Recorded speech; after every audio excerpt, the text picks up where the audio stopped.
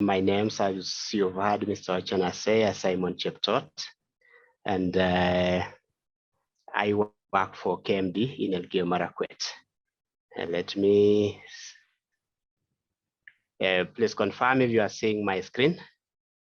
Yes, we can. I can. Okay, thank you very much. We all must agree that climate information is as old as humanity itself, because every livelihood is dependent on climate in every part of the world. Now, talking about the case of Elgeyo Marakwet County in Kenya, this county is divided into 3 agroecological zones. That's the highlands, that has the highlands, which composes of the Elgeyo Hills and the Cherangani Hills. It has the escarpments, and it has the lowlands, which is actually the Kerio Valley. Its altitude varies from 900 meters down in Kerio Valley all the way to 3,600 meters above mean sea level in Cherangani Hills. The steepness of the escarpment is actually over 45 degrees. That's very steep. And the annual rainfall also varies from 700 millimeters down in Kerio Valley to 1,300 millimeters on the Cherangani and Keio Hills. The livelihoods in Elgeyo Marakwet down in the Kerio Valley, which is semi-arid in nature. Mostly people practice pastoralism, and on Cherangani Hills, people practice agropastoralism. They do some potato farming, and they also do on Elgeyo Hills, mostly it's crop farming. Climate-related hazards facing Elgeyo Marakwet County include landslides, mostly on the escarpments, the floods on the lowlands, and also the lowlands experience droughts. And then we have crops and livestock diseases on the highlands, and we have resource-based and human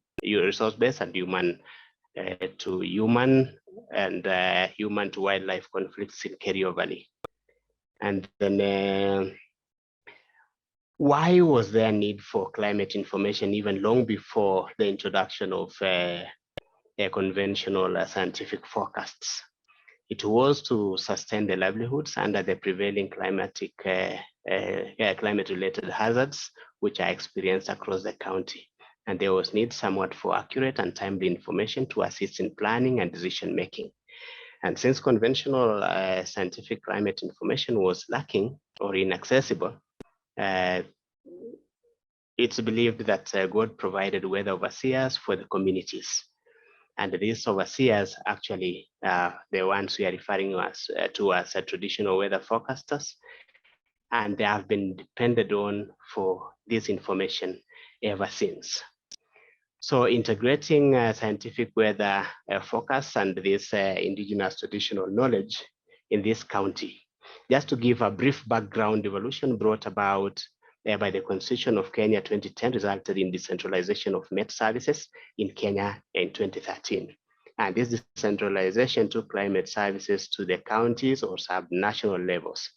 Elgeyo Marakwet, in this case, County Met Office adopted the approach of starting from known to unknown. We were aware that these communities were not accessing the conventional climate information, and so we had to find out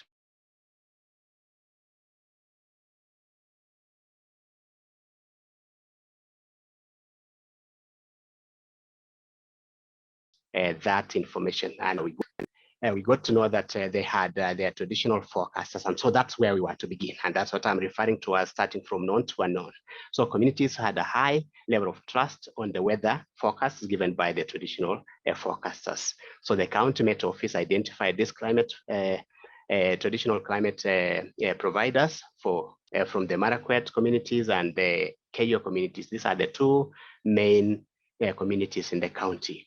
And since 2014, there has been a co-production of climate information in Elgeyo Marakwet County, and the traditional weather outlook, according to the Keio and Marakwet traditional forecasters, is given independently.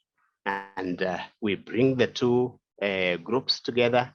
They are together with the Met Office, and when each group presents its own, bearing in mind that the observations they make differ from, like for example, the people staying down in Kerio Valley observe different indicators compared to the people staying on the hills.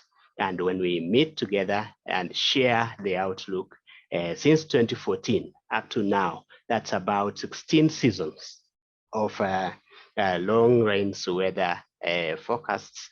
We have not realized any disparity whatsoever. So in conclusion, if done by the right and genuine traditional weather forecasters, of course, noting that there are other masquerading fellows to be having that ability, and yet they do not have. So if done by the right people, traditional weather forecasting is effective. And the absence of disparity between traditional weather forecasts and the conventional scientific forecasts has improved the community's confidence in the scientific forecasts.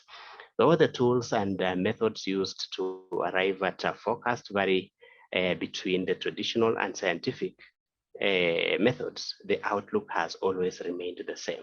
So these traditional weather forecasts can be relied upon where the conventional climate information cannot be accessed.